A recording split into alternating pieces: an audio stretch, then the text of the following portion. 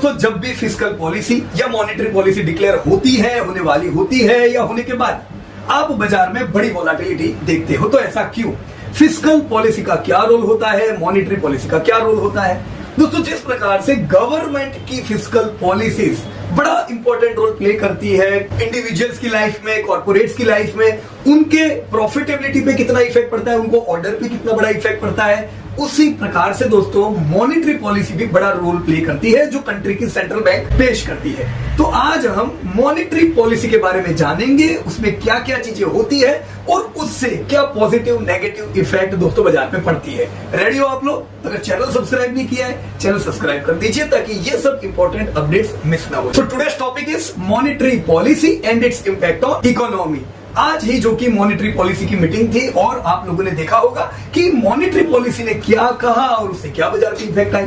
तो ये सही समय है, अब देख लीजिए दोस्तों, आरबीआई की वेबसाइट पे जाके एक बार पीडीएफ डाउनलोड कर दीजिए कि भाई उन्होंने क्या क्या कहा और फिर जो इंपॉर्टेंट कंटेंट होते हैं उसकी क्या इफेक्ट किधर पड़ती है वो हम समझेंगे। रेडी हो दोस्तों? सो मॉनेटरी पॉलिसी एडमिनिस्टर की जाती है सेंट्रल बैंक यानी अपने कंट्री में आरबीआई के द्वारा, जो डील करती है मनी सप्लाई में, इंटरेस्ट रेट पे, इन्फ्लेशन के साथ। पर उनका पर्पस क्या होता है? मैनेजिंग प्राइस स्टेबिलिटी, यानी कि इन्फ्लेशन कंट्रोल में रहे और ग्रोथ रहे। दोस्तों, ये दोनों पर्पस होते हैं, ग्रोथ और इन्फ्लेशन। ग्रोथ बढ़िया रहे जिससे इंडिविजुअल्स की या कंपनीज की इनकम बढ़े। दोस्तों, इनकम बढ़ेगी तो प्रोबेबिलिटी है आपकी कंपनी की जहां आप निवेश करते हो उनके प्रॉफिट भी बढ़ेंगे। प्रॉफिट बढ़ने के बीच में दोस्तों जो हर्डल होते हैं, एक हर्डल होता है दोस्तों रॉ मटेरियल यानी इन्फ्लेशन, चीजों के दाम। अगर चीजों के दाम कंट्रोल में रहते हैं तो आपकी कंपनी के प्रॉफिट बढ़िया बढ़ेंगे। दूसरा एक हर्डल भी बड़ा होता है दोस्तों, वो है इंटरेस्ट रेट।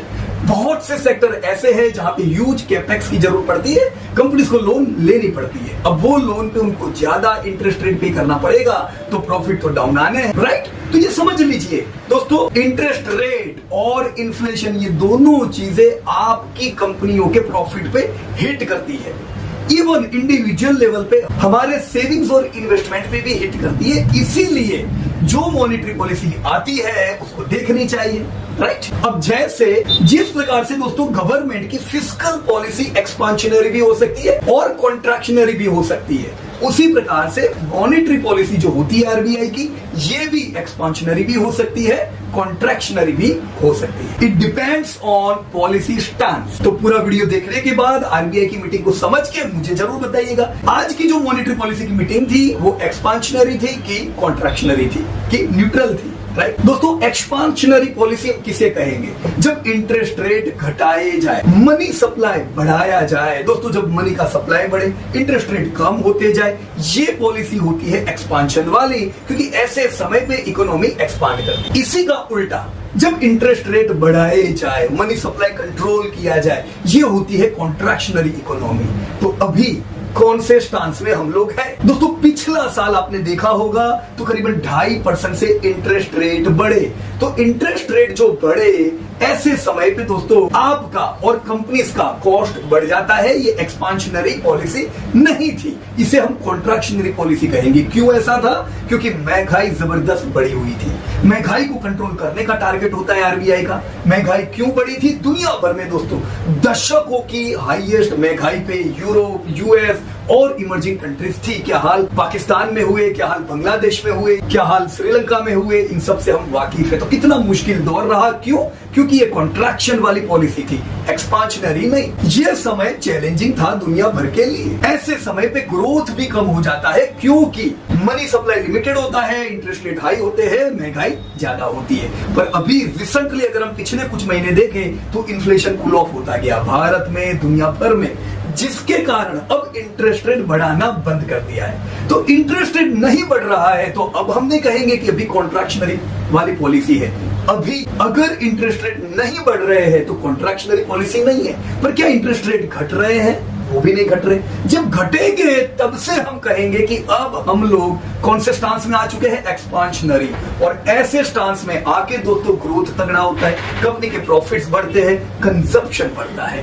अभी वो समय नहीं आया है। पर यस दोस्तों, इन्फ्लेशन को ध्यान में रख के हम कह सकते हैं कि कुछ समय में अब जरूर एक्सपांशनरी पॉलिसी देख सकते हैं। अब सेंट्रल बैंक के पास कुछ टूल्स हैं जिससे वो इंटरेस्ट रेट को कंट्रोल में रखे, इन्फ्लेशन को कंट्रोल में रखने का प्रयत्न करे, मनी सप्लाई कंट्रोल में रखे। तो आरबीआई के कौन से टूल्स है, ये भी दोस्तों बार बार मीटिंग्स में सुनोगे। जैसे आरबीआई की एमपीसी मीट होती है, उसमें भी आप ये शब्द बार बार सुनोगे। चलो हम टूल्स को जाने, आरबीआई के जो आरबीआई टूल्स यूज करती है। तो आरबीआई के इन टूल्स में नंबर 1 टूल्स है दोस्तों रेपो रेट। क्या है दोस्तों? Repo rate. So what is repo rate? दोस्तों रेपो रेट यानी वो रेट जिससे आरबीआई कॉमर्शियल बैंक को पैसा लैंड करती है। तो अगर दोस्तों आरबीआई जो रेट पे लैंड करती है वो रेट ही ज्यादा होगा तो बैंक्स को महंगा फंड मिलेगा, फाइनेंशियल इंस्टीट्यूशंस को महंगा फंड मिलेगा। अगर दोस्तों मूल जो सोर्स है हम सब के लिए यानी बैंक और एफआईस, उनको ही महंगा फंड मिलेगा तो हम सबके भी जो फंडिंग होगा वो भी बड़ा महंगा होगा। ऐसे समय पे दोस्तों बिजनेसेस एक्सपांड नहीं होते हैं, बिजनेसेस बढ़ाने में दोस्तों तकलीफ होती है। तो अब जब भी कोई रेपो रेट बोले तो आप समझ जाइएगा रेपो रेट यानी क्या, जो रेट पे बैंक कॉमर्शियल बैंक को लैंड करती है ये ज्यादा होगा तो पूरी साइकिल में तकलीफ है, राइट। ये कम होगा तो ये पूरी साइकिल में खुशहाली होगी। अगर रेपो रेट कम करते हैं तो बैंक्स और फाइनेंशियल इंस्टीट्यूशंस को सस्ता फंडिंग मिलेगा, हमें इंडिविजुअल्स को और कॉर्पोरेट को सस्ता फंडिंग मिलेगा।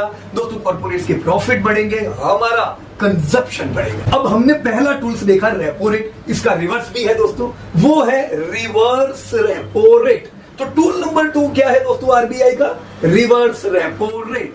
जिस प्रकार से रेपो रेट वो था जो रेट पे आरबीआई लैंड करती है बैंक्स को, इसका उल्टा दोस्तों रिवर्स रेपो रेट वो रेट हुआ जो रेट पे आरबीआई कॉमर्शियल बैंक से बोरो करती है, राइट। तो बिल्कुल सिंपल हुआ, एक है रेपो रेट जो रेट पे आरबीआई कॉमर्शियल बैंक को पैसा देती है, एक हुआ रिवर्स रेपो रेट जो रेट पे आरबीआई कॉमर्शियल बैंक से पैसा लेती है। ये दोनों रेट हाई होंगे पूरी साइकिल में तकलीफ होगी। दोस्तों तीसरा टूल्स है कैश रिजर्व रेशियो। दोस्तों what is cash reserve ratio? दोस्तों minimum percentage of deposits which commercial banks have to place with RBI. दोस्तों ये कैश रिजर्व के तौर पे आरबीआई के पास प्लेस होता है। अब ये कैश रिजर्व रेशियो मान लो बढ़ाया जाए तो लिक्विडिटी कम हो सकती है बैंक्स के पास, क्योंकि उनको ज्यादा पैसा रखना पड़ेगा आरबीआई के पास।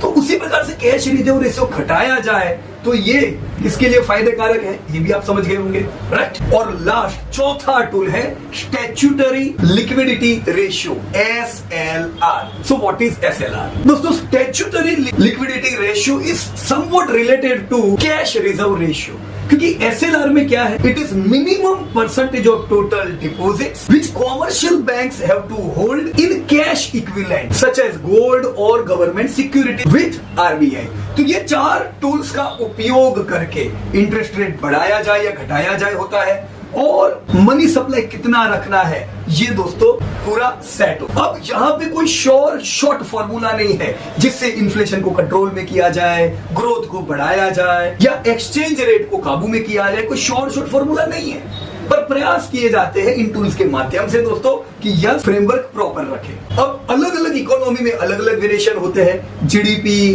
ग्रोथ कितना है, इन्फ्लेशन कितना है, डेमोग्राफिक पॉपुलेशन कितना है। तो जरूरी नहीं है कि एक चीज जो कोई कंट्री में इस्तेमाल की गई कोई प्रॉपर टारगेट पे आने के लिए वही चीज दूसरे कंट्री में भी सक्सेस हो, ऐसा जरूरी नहीं है। कभी कभी कोई इकोनॉमी में दूसरे आउटकम भी दोस्तों आ सकते हैं, पर दोस्तों प्रयास किया जाता है कि इनके माध्यम से ग्रोथ को अच्छा रखे, इन्फ्लेशन को डाउन रखे, राइट। ऐसा भी हो सकता है कि एक चीज को कंट्रोल में करने के लिए कोई पॉलिसी एक्शन ली, उससे दूसरा एक प्रॉब्लम खड़ा हो गया, जिसको हम स्पिल ओवर इफेक्ट कहते हैं। जैसे जब रशिया यूक्रेन का युद्ध हुआ तो युद्ध तो उन दोनों का था, पर उससे महंगाई दर तो दुनिया भर में बढ़ा, क्योंकि पूरी दुनिया उन कंट्री से कनेक्टेड थी। अब महंगाई दर को कंट्रोल करने के लिए इंटरेस्ट रेट बढ़ाए गए तो पूरी दुनिया में इंटरेस्ट रेट बढ़े। इंटरेस्ट रेट बढ़े तो बढ़े, पर कुछ कंट्रीज तो पहले से डेब्ट डिस्ट्रेस थी, उनको और प्रॉब्लम आ गए।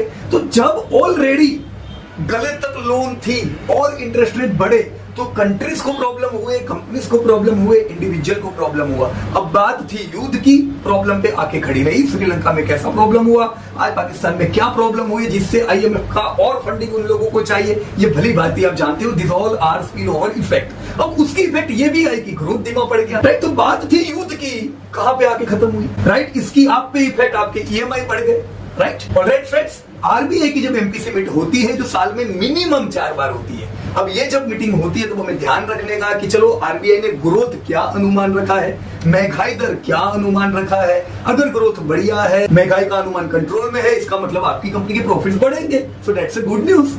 देखो दोस्तों, रेपो रेट कितना उन्होंने बोला है, क्या उसमें प्लस माइनस किया है, रिवर्स रेपो रेट क्या किया, कैश रिजर्व रेशियो में कुछ बदलाव किया है, एसएलआर में कोई बदलाव किया है। अगर इन चीजों को हम देख लेंगे, अगले क्वार्टर में जो दूसरी एमपीसी आएगी तब तक स्टांस तो पता चलेगा। दोस्तों, कई बारीक इंफॉर्मेशन भी मिलती है आरबीआई की मीटिंग से, जैसे जो कुछ लीड इंडिकेटर होते हैं दोस्तों, इकोनॉमी के पता चलते हैं, बिक्री कैसी सीमेंट की चल रही है, स्टील की चल रही है, कैसे टू व्हीलर बिक रहे, इनकी इंफॉर्मेशन भी दोस्तों हमें कई बार मिलती है। बरसात का सीजन है, बरसात की भी इंफॉर्मेशन मिलेगी कि बरसात प्रॉपर है, जिससे सप्लाई में प्रॉब्लम नहीं आए, हम डिमांड को पूरी कर सके, तो इन्फ्लेशन भी डाउन आए। इन चीजों की जानकारी आरबीआई की मीटिंग से होती है। अब आज ही दोस्तों आरबीआई की मीटिंग हुई है अगस्त महीने की। मुझे कमेंट बॉक्स में जरूर बताइएगा कि ये मीटिंग एक्सपांशन लेके आई, कॉन्ट्रैक्शन लेके आई कि न्यूट्रल स्टांस लेके आई। तो इसी के साथ फिर मिलेंगे एक नए टॉपिक के साथ। Thank you so much and जय हिंद टू एवरीबॉडी। धन्यवाद। Disclosure: This update is for educating purpose. We are not tip provider.